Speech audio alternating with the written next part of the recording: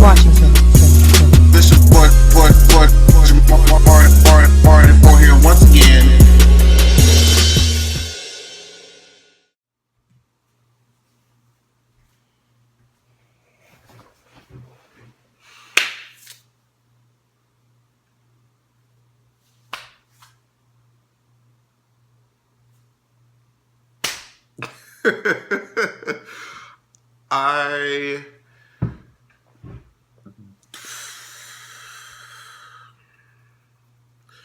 I'm trying to figure out where to even start with this. Those of you who know me and you know that right there, who that is, and even though she's cut off right now, who that is, y'all know where this is about to go. So the VMAs just ended, and if you've watched, a lot of the previous awards shows via BET, MTV, or whichever station they come on, you know that at least for me, since award shows haven't been consistently exciting or worth watching since 2008, honestly. Excuse me. There may have been hints here and there about shining moments that were worth talking about, but as a whole, nah, there was nothing. If I try to remember about stuff that happened on previous award shows, even just last year, I couldn't really tell you. But this year, granted, there were its own, hiccups and, WTF moments. But as a whole, this show had at least for me, very little downtime. It started off, of course, the best way that I could think of. And it was, because this is supposed to be Rihanna's night for her receiving that Michael Jackson Vanguard Award. And so we discovered, if it wasn't yesterday, it was 2 days ago, that she was going to be opening the show. So I'm like, oh boy, here we go. Because I know, I realized that Rihanna saves, her better performances for, the big... when she has, a really big performance to do, that's when she saves, her best stuff. Or at least put in, most of the effort. And the show started off, I guess, at first, because I didn't know how they were going to do her performance. I thought she was going to open it and then just accept the award later. But the show opened with her, and she was doing her songs, I guess, her dance songs, Where Have You Been, Only Girl in the World, We Found Love. And they were all segued, but then she had this little choreo where she was doing the little shoulders. She was doing the little shoulders. Everything was in this cotton candy, pink, fluffy stage setup, and she was up there dancing and jigging with her little ponytail and glasses. And she looked really, really cute. I want to say, look at Rihanna performing that song. I'm like, okay, man. All right. I'm enjoying this performance. And then when it ended, I was like, that can't be it. That cannot be it. Because I was riding the wave. I was feeling it. I was having a good time. And then it was over. I'm thinking, wait, this can't be it. Until I was looking, on the timeline, and I saw, she's going to perform 3 more times throughout the night. I'm like, oh, okay. I'm good. So, after Rihanna performed, Rihanna came out and did Side to Side with Nicki Minaj. Now, first of all, at least to me, because I did purchase Dangerous Woman, I do like the album as a whole. However, Side to Side, to me, is probably my least favorite song on the album. And the fact that it's not only getting a video, but single and live performance treatment is odd to me. And what was more odd was that she started out the performance on what is it called? I forget what the name of the machine is, but people were saying it was a Soul Cycle but she was on the exercise machine at a performance. Now you know, excuse me, the way that the body, what's the word? How am I trying to say it? When you sing, you have to have control of your breath, right? And you can imagine it's difficult to try to sing notes on key with proper breath control while also pedaling on a bike. Okay? So I was confused as to why she started off the performance in that manner, or at least didn't use a backing track for that portion of the song when she knew that she couldn't really give it the type of, concentration it required. But the performance, I don't know. It just didn't connect with me. And I think it had a lot to do with me just not liking the song, because there can be a song that I really don't like, and the performance could really take it there or make me really look at the song differently, but that didn't happen with this one. It was just a lot of, following the same Pink theme that Brianna had. And, she was giving you some notes. Like, it wasn't all flat. But it did just kind of seem like Ariana was having an off night, because I've seen her perform a lot better than that previously, so I'm not sure. And then Nicki Minaj came out once again and just kind of walked. She didn't really seem like she wanted to be there necessarily. She just, excuse me. But she just kind of waddled on the stage, said her little rap verse, and then she lip rapped. That's the part that kills me. I understand sometimes singers have to lip sync because it takes a lot more to sing, to me at least, than it is to rap. Because with singing you have to have breath control. You could have nasal problems, and they can affect your voice. All these different factors. Whereas when you rapping, as long as your voice isn't gone, you should be able to deliver. So it's confusing to me as to why rappers need a backing track. Because it's not like you have to hit a note or anything. You just have to say the words. So when Nicki Minaj was lip syncing, I'm like, but why though? It didn't make sense to me. And moving along, because I'm not going to talk about everything as per usual, just the stuff that, was important to me. So Alicia Keys, was on this whole no makeup thing. And she gets up there and says that, she wants to recite a poem. And, she starts going in and starts getting into this whole deep vernacular. And all of a sudden,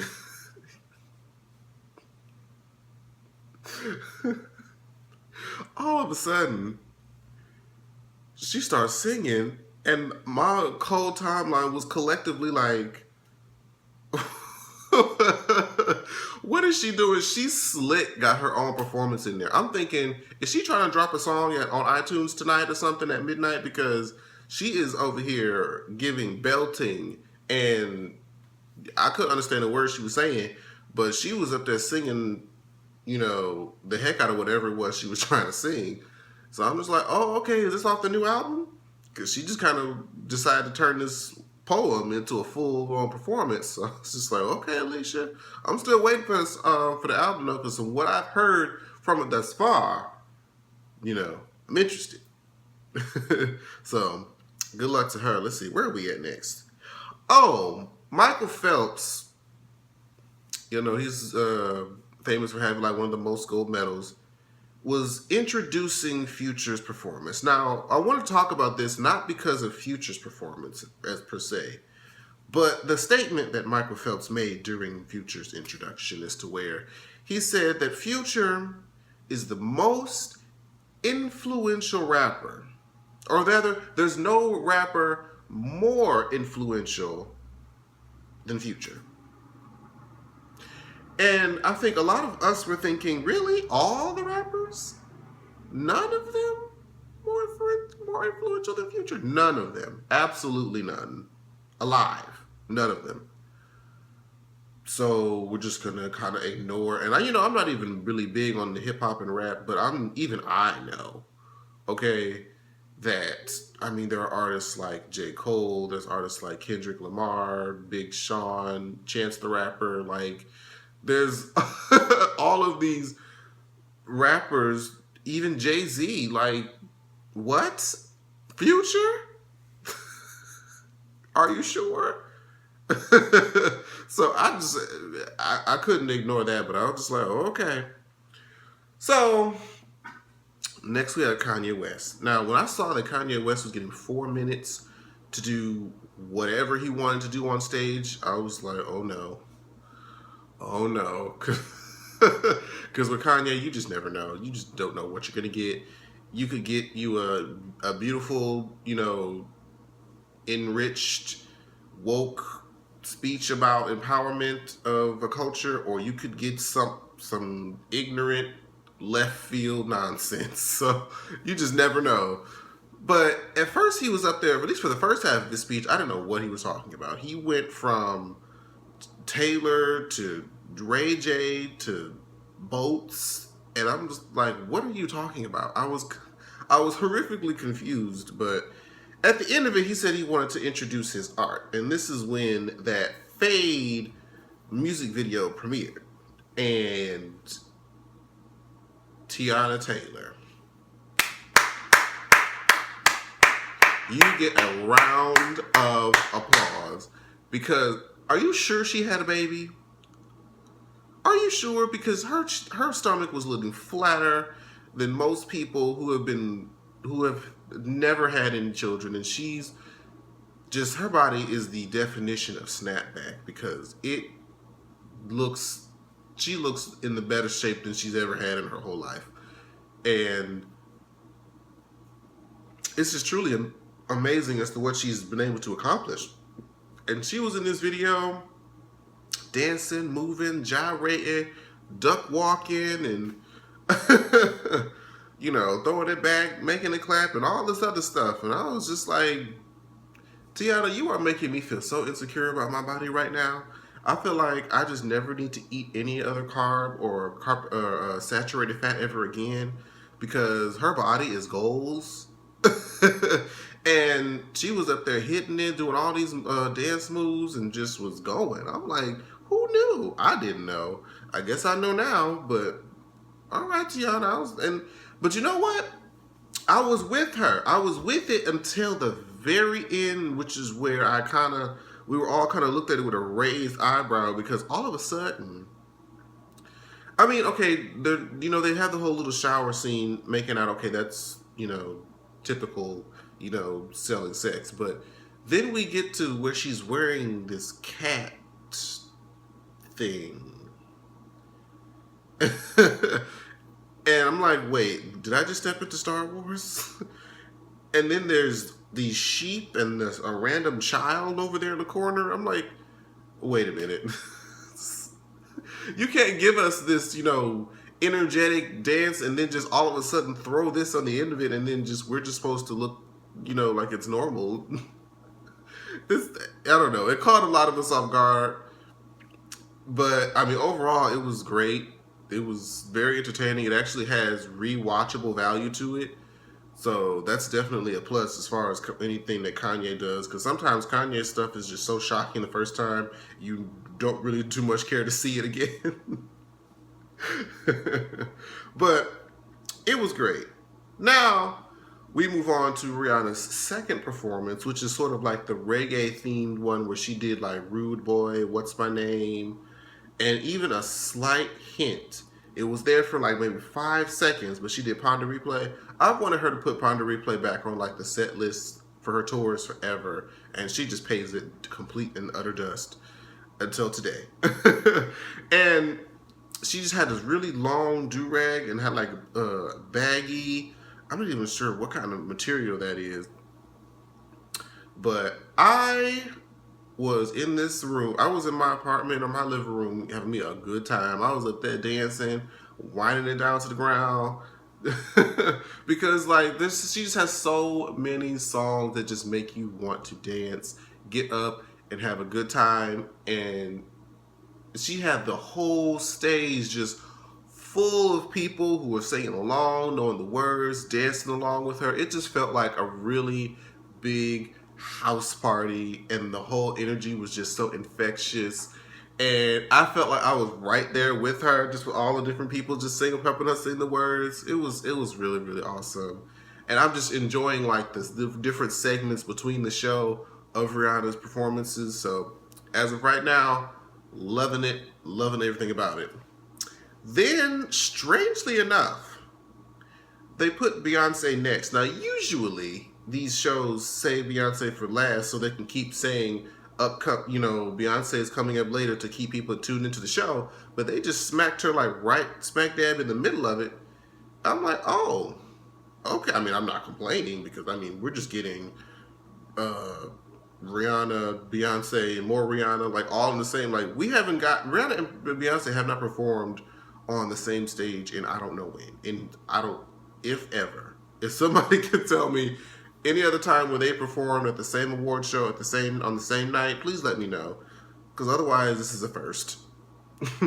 And they said that Beyonce was performing Lemonade, so not like a medley between such and such song, like just Lemonade, the album. I'm like, oh, okay, so this is about to be Formation World Tour brought to the VMA stage. And I mean, I didn't get a chance to go to the Formation Tour, but I've seen a lot of videos, and that's basically what we got. Oh, excuse me. She did Pray You Catch Me, Hold Up, Don't Hurt Yourself, Starry, and ended it off with Formation. And just as usual, Beyonce does her thing. Like when she's in that element of performing, like she transforms. Not Sasha Fierce because she killed her, but she transformed into this whole other person. And I kind of always knew what that was because when I was in school I was on the dance team, and even though like throughout daily life I would be really calm and docile, but when you're in the element of performing and entertaining, it's like there's an adrenaline that comes over you and you become this other person that you probably aren't normally in everyday life. So when she brings that out, like she's a beast. Okay, she will get up there, she will swing her hair, she will just throw it and just make it do what it do. I don't even know how to describe, but Beyonce is definitely an excellent performer, always a showstopper, no matter what. And I was thinking, is she really gonna do the whole album? Because the whole album like an hour long. Like, are they really gonna give her a whole hour? I wouldn't be surprised, but I was like, are they really okay? All right. And so Beyonce came and killed it as usual. And what was odd was that they had Britney follow Beyonce immediately after. Now, I'm thinking maybe they did this because they hyped Britney's performance to be like, oh, the VMAs doesn't give you just a stage, it gives you a story. And I'm thinking, okay, Britney just released an album two days ago, or 2 nights ago. I'm thinking I'm going to get like a medley of some sort of the album so we can kind of get like an introduction to the album, may encourage us to go and buy the album and not just perform the one song that we've already heard and flopped. But we won't go there. But I just was expecting so much more from Britney's performance. I thought it was really just going to be longer. And it's not that I minded her performing the lead single, but I wanted her to do a little bit more of something. She did, include another song in between there, but it still didn't give me everything that I wanted. I wanted it to be much, much longer. But I don't know. If you guys have bought Britney's album, Gloria, tell me what you think of it. I heard some of the previews. It sounds okay, but I just don't think I'll be giving it my coins. At least, not yet. So, after Britney performs, then we get Rihanna and her trap portion of her performance, where she does, like, Pour It Up, Bitch Better Have My Money, and Needed Me. And I guess of all... because it's almost like they're showing different versions of her, like the dance version, the reggae version, this is the trap version, and then they do the ballad version at the closing. This is probably my least favorite if I had to pick, just because that particular genre that she's sort of tailoring towards isn't my particular favorite. I can still enjoy it because it's her, but this one was probably my least favorite. I still enjoyed it, but if I had to pick one that was my least favorite, it would definitely be this one. But then the end, when she does her ballad. And one thing, and even though as much as they try to say how much that Rihanna can't sing, when she just stands there with a microphone and does a ballad, that's when she tends to shine the most.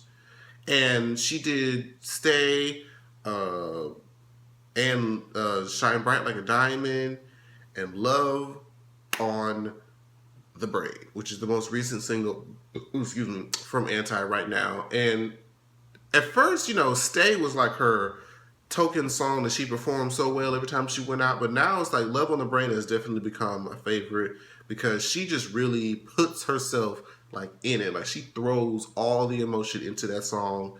You can see all in her gestures, all of her hand movements, and her just overall performance. And it's definitely an amazing song. I can't wait to see the video. And she did like,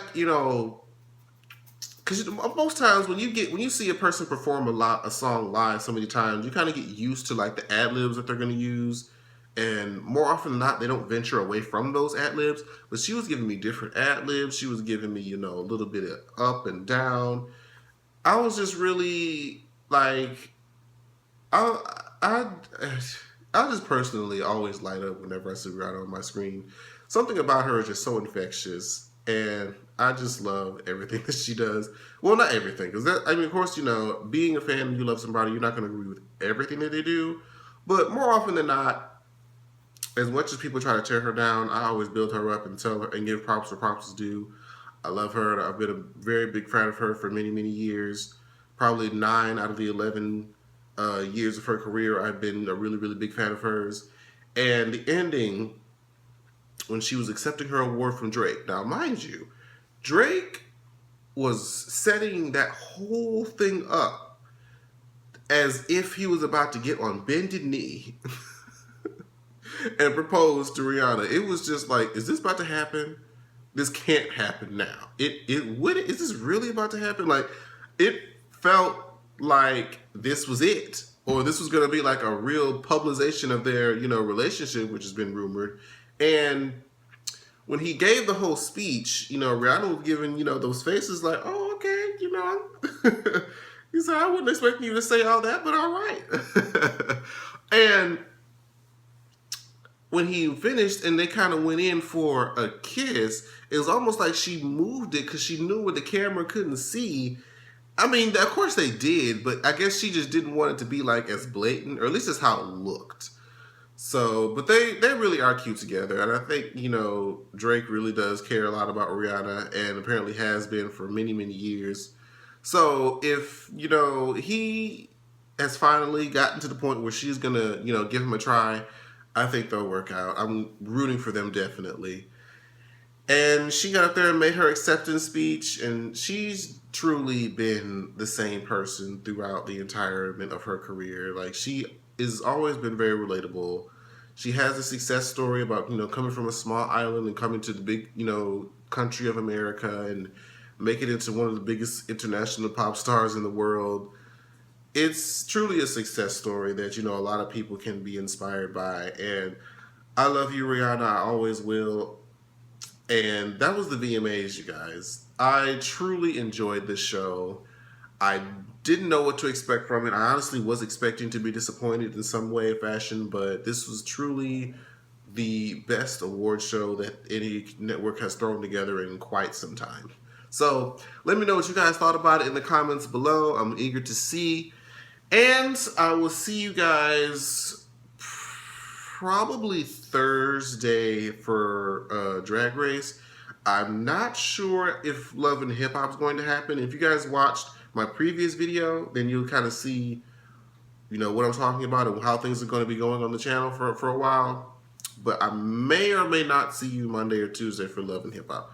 Just kind of stay with me for right now. But anyways, thank you guys so much for watching this video, and I'll see you guys next time. Bye-bye. Like, share, subscribe. Washington, Washington.